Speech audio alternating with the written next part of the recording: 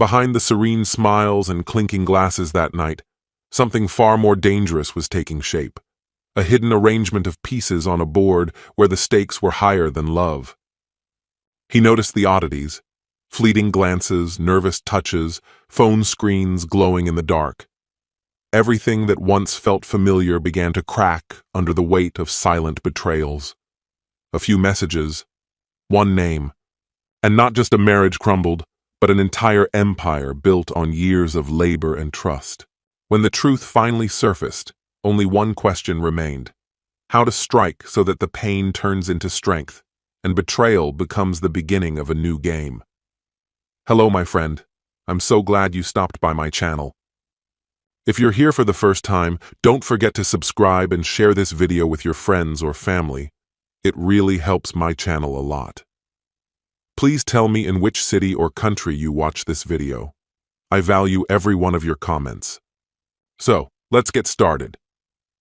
They anticipated a routine weekend escape, the kind that couples and longtime friends plan now and then to break the dull rhythm of everyday life. After 8 years of marriage, Jasper and Miranda were well acquainted with these brief retreats: familiar company, effortless conversation, clinking glasses beneath starlit skies, and laughter that lingered late into the night. But something about this trip felt different, off-kilter, tense in a way neither of them acknowledged aloud. Jasper felt it immediately as they passed through the creaky wooden gate of the countryside house. Miranda was subdued, not cold, but removed, avoiding his touch and more absorbed in her phone than in him. The drive had been marked by awkward silences and short answers. Every attempt he made at conversation was met with a distracted nod or a half-hearted smile, her eyes fixed on the glow of her screen. Once they arrived and exchanged greetings with the others, she played her part, hugging, chatting, laughing, but the warmth in her gestures was missing. At first, Jasper attributed it to exhaustion. Her cosmetics brand had been keeping her on a relentless schedule, meetings stacked back-to-back, constant travel, and the pressure of tight deadlines.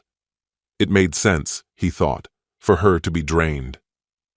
But everything shifted with the appearance of Bryce, a late arrival, someone they barely knew, introduced through a mutual friend.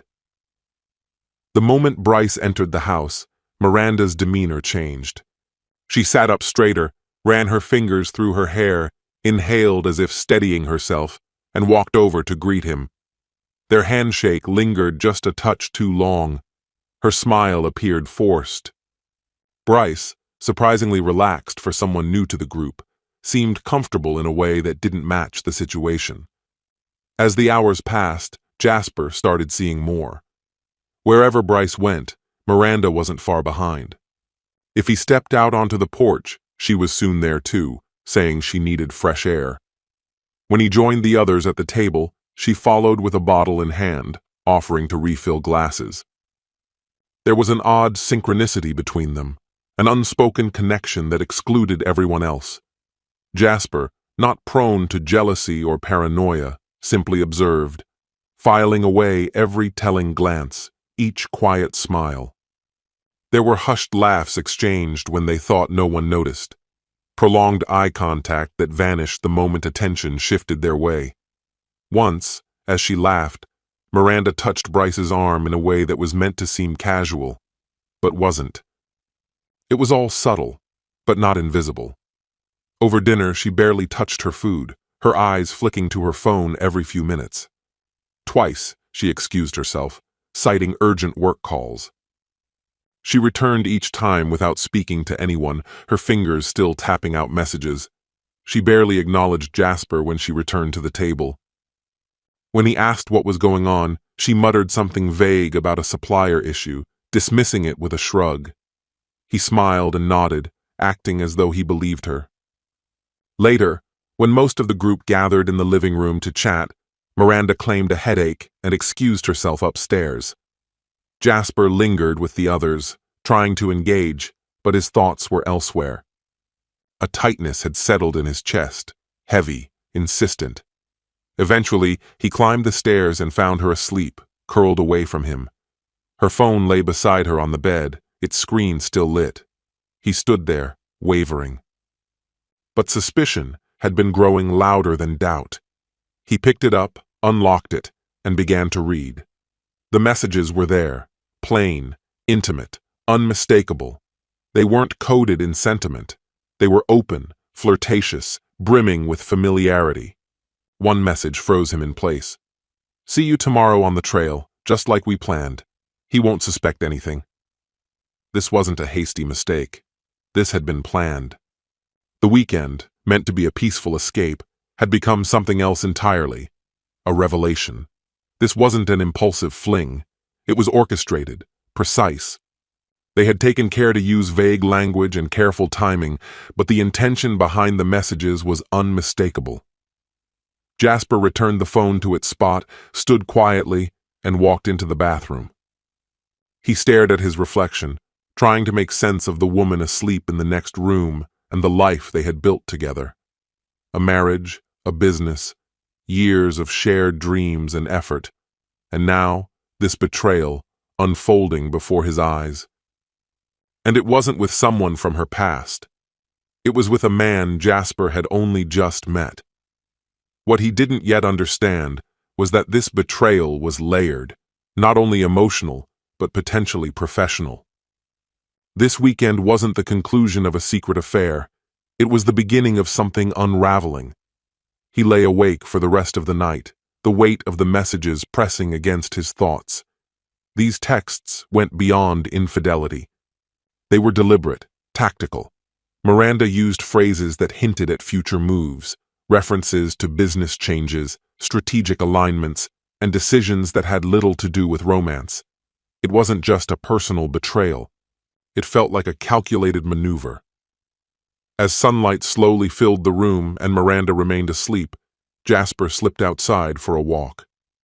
The gravel path to the front gate crunched beneath his feet as he searched for clarity. With every step, his thoughts spiraled. Then, a memory bubbled to the surface. A dinner from months ago. Miranda had spoken with enthusiasm about a rival company in trouble. She had called it an opportunity, a chance to absorb a floundering brand and tap into a new market. She'd studied the numbers, she said. It all made sense to her. Jasper had listened quietly, choosing not to interfere. Their professional lives had always been separate. That was their agreement from the beginning. Jasper handled the foundation, managing finances, closing deals, overseeing operations, while Miranda was the face of their venture, the visionary and tactician the public admired. At their countryside getaway, Jasper retrieved the ever-present laptop from his bag and began investigating Bryce. He needed clarity. Who was this man, really? It didn't take much digging. Within minutes, he found what he needed. Bryce Morgan, CEO of Livia Beauty, a mid-sized player in the same space as Miranda's company. But it wasn't Bryce's title or business that caught Jasper off guard. It was the link. Bryce owned the very firm Miranda had discussed months ago, the one she had mulled over acquiring. In an instant, everything clicked. That encounter hadn't been random. Their paths hadn't just crossed by chance that weekend. Miranda had known Bryce all along. This entire trip had been crafted. Even worse, the affair may have already begun. The weekend might have been more than coincidence. It could have been a dry run. Sitting at the kitchen table, Jasper continued combing through profiles and market reports. Then a jarring thought struck him. Had Miranda really backed out of the acquisition due to strategic issues, or had something else been in play? He didn't need to guess for long. Tapping into the shared business email account, he sifted through calendars, memos, pitch documents, anything pointing to serious moves toward acquiring Livia Beauty. There was nothing. No feasibility assessments. No sit-downs, no contracts in the works. What he did find ran counter to everything she'd said. One message from Miranda spelled it out. The company was too unstable to consider. But that wasn't true. Livia Beauty was streamlined, nimble, with efficient distribution and room to scale. It would have been a savvy acquisition, so why pull the plug? The answer emerged with painful clarity. Miranda hadn't backed away because of the business. She'd already stepped in, with Bryce. And it wasn't just emotional, it was strategic. She had no plans to buy the company. She was aligning herself with it, and with its leader. Suddenly, it was all clear. Miranda wasn't just changing partners in her personal life. She was pivoting professionally. She was ready to leave behind her marriage, her home, even the company they'd built side by side. Her goal now was to partner with Bryce on every front, crafting a new power duo to command the market. Jasper had always known she was driven. He'd once admired her instinct for timing, her flair for ambition. But now that same quality felt predatory. Her boldness no longer inspired. It cut deep. Miranda hadn't only deceived him as a husband, she had undermined him as a business partner, as someone who had given her his complete trust. The betrayal churned in his gut as he read through old messages, each one more revealing than the last. The language was veiled but unmistakable. Hints of future plans. Lines like "we'll create something from scratch" and a fusion of love and leadership. And then the words that shattered him, her comments about Jasper being oblivious, how easy he was to read. They didn't just wound, they confirmed the worst. He hadn't just been betrayed, he'd been played. The trust he had offered without hesitation had been weaponized against him. That was when the sorrow began to freeze. And from the frost, strategy emerged. For years, Jasper had worked behind the scenes, the silent force beneath the brand's rise. Miranda was the darling of the press, the charismatic figure investors adored, the genius credited with building an empire. But behind that spotlight stood Jasper, the one who wrote the checks, signed the guarantees, and stayed up night after night when cash flow was uncertain. He remembered the early days, when his signature backed every loan and there was no promise of return. He had never sought recognition. He didn't care for fame. But now, those early sacrifices weren't just memories, they were leverage. As he rose from his chair, it wasn't out of confusion or heartache. He moved with clarity. He wasn't some shattered man trying to make sense of a ruined weekend. He was the majority stakeholder in a company that had become a piece in someone else's strategy, and he held a card Miranda hadn't counted on. She believed he would stay quiet. She had miscalculated. The reckoning was already underway. The following morning, with guests still lounging around the estate, Jasper approached Miranda and told her he wasn't feeling well and would be leaving early. Her face stiffened. She clearly didn't like it. She insisted on remaining through the weekend, just as they'd planned. But Jasper's response was firm. "If I go, you go. We arrived as a pair. We leave as one." His tone made it clear. There would be no negotiation. Frustration flared in her eyes. She took a breath, likely to argue, but stopped herself. She understood she had no real leverage. Wordlessly, she packed and came downstairs, her silence deafening. Jasper didn't speak. To him, this wasn't the end of a holiday. It was the beginning of something altogether different, and Miranda had no idea what he was preparing. In the fragile, uncertain early days of the company, before anyone knew their name or believed in their vision, it was Jasper who put up the capital. When Miranda's proposal was nothing but notes in a journal, he was the one who bankrolled it, signed leases, and put his assets on the line. Back then, there were no investors, no backup plan. Miranda brought the fire, but he supplied the fuel. She took the CEO title, delivered keynote addresses, worked the room, and graced magazine covers. Meanwhile, Jasper was painted as the steady spouse in the background. That never fazed him. He preferred the quiet. People assumed Miranda was the entire engine of their success, the strategist and the powerhouse. They were wrong. Only those who had scrutinized the original agreement grasped the reality of power. Jasper controlled 51% of the company's stock. That one fact changed the entire game. In the days that followed, while Miranda moved through her routine believing her plan was unfolding flawlessly, Jasper was in confidential meetings with his legal counsel. He laid everything out, starting with the ownership structure and leading into the damning messages exchanged between Miranda and Bryce. Jasper was resolute. He wanted to avoid public drama, but refused to be made a fool. The lawyers quickly understood the gravity of the situation. This wasn't just infidelity or poor judgment. It was a full-scale collapse of ethical and professional boundaries. The consequences extended far beyond their personal relationship. It threatened the company's very integrity. One senior lawyer proposed a tactical solution: invoke a partial dissolution of both the marriage and their business arrangement under the Uniform Partnership Act. This strategy would allow Jasper to buy out Miranda's stake using an independently determined valuation of the company. Despite everything, Jasper didn't break character. He kept up appearances, shared morning coffee with Miranda, listened to her speak casually about meetings, and acted as though nothing had changed. But behind the curtain, the machinery was already in motion. A complete audit of the company's finances had been initiated. Legal barriers were being constructed to restrict Miranda's authority. She would no longer be able to make unilateral decisions. She noticed nothing, still tangled emotionally with Bryce and overly confident in her manipulation. She believed, as always, that Jasper remained in the dark. But she was wrong. He had already taken the reins. Simultaneously, his attorneys began drafting the most critical legal instrument, a just cause removal clause. According to the company's internal governance, any partner proven to deliberately harm the enterprise or break stakeholder trust could be legally removed. Jasper had ample proof: digital evidence, unauthorized planning documents, and private messages.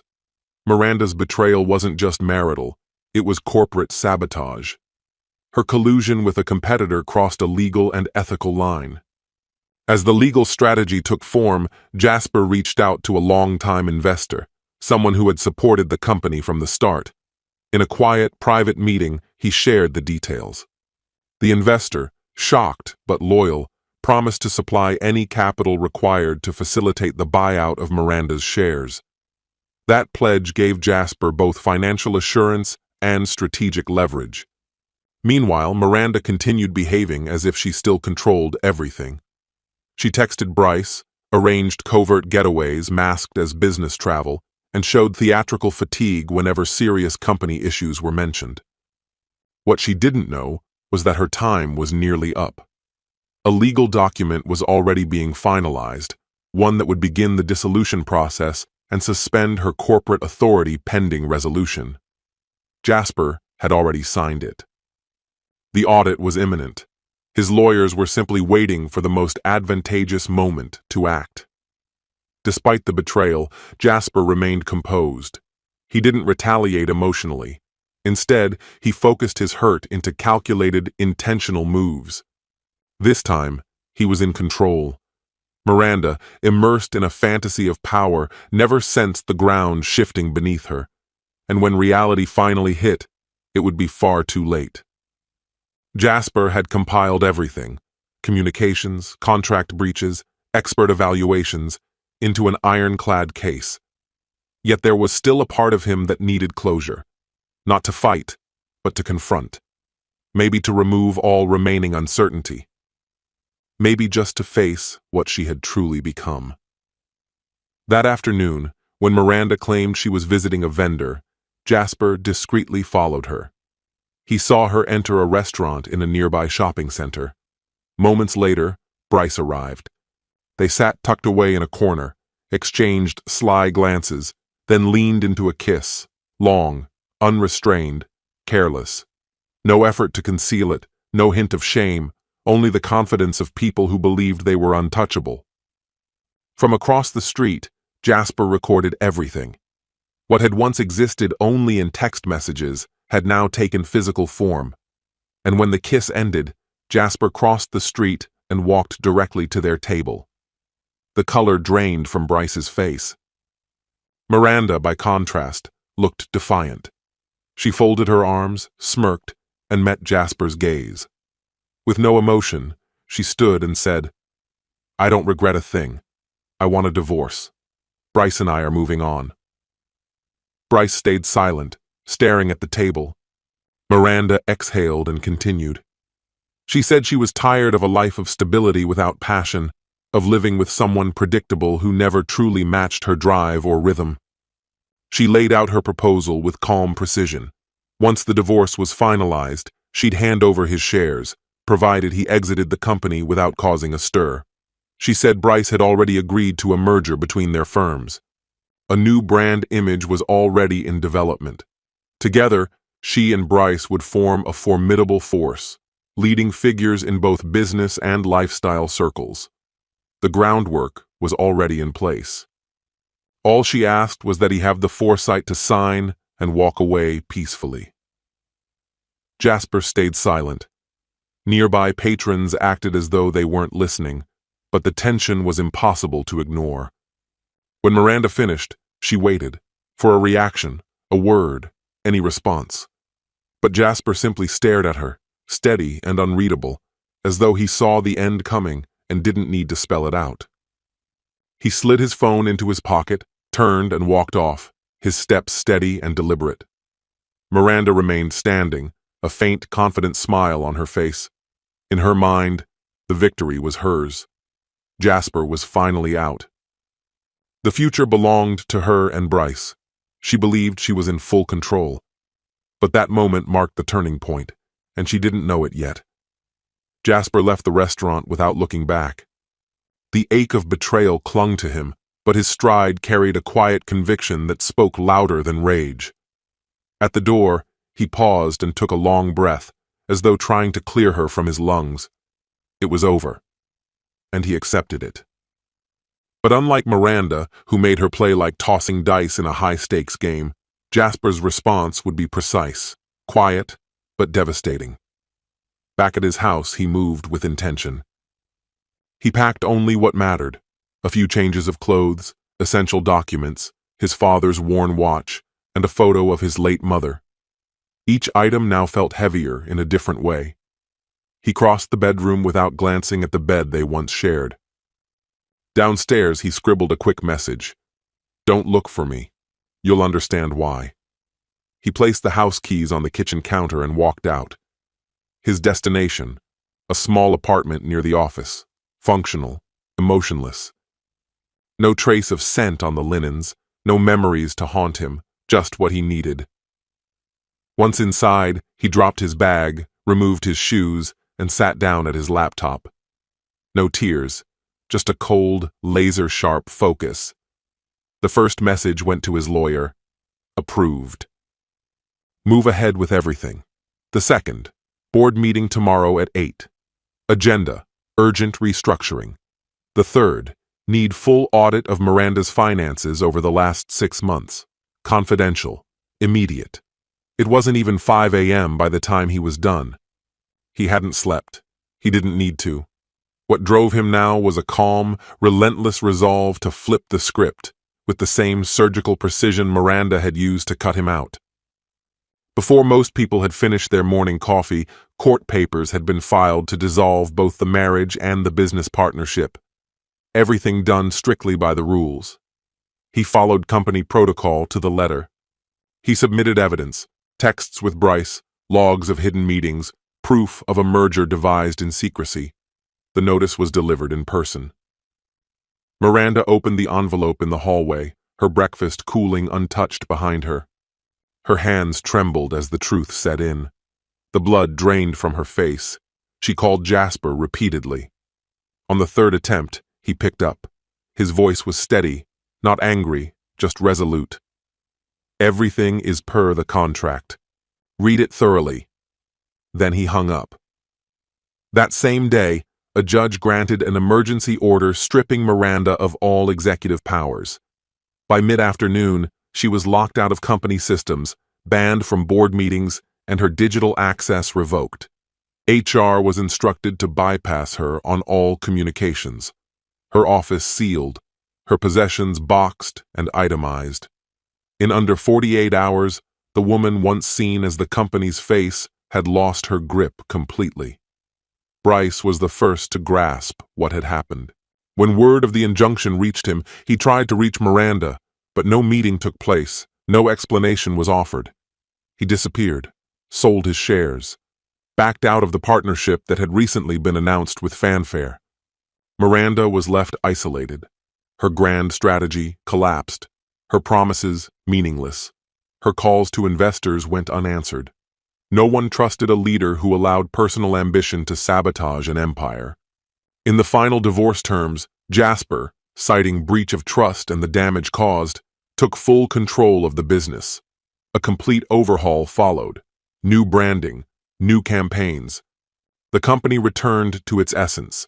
Results over image, substance over spectacle. Miranda, once certain she held all the power, lost it all in less than 2 months. The marriage, like the deal, became just another file in the archives.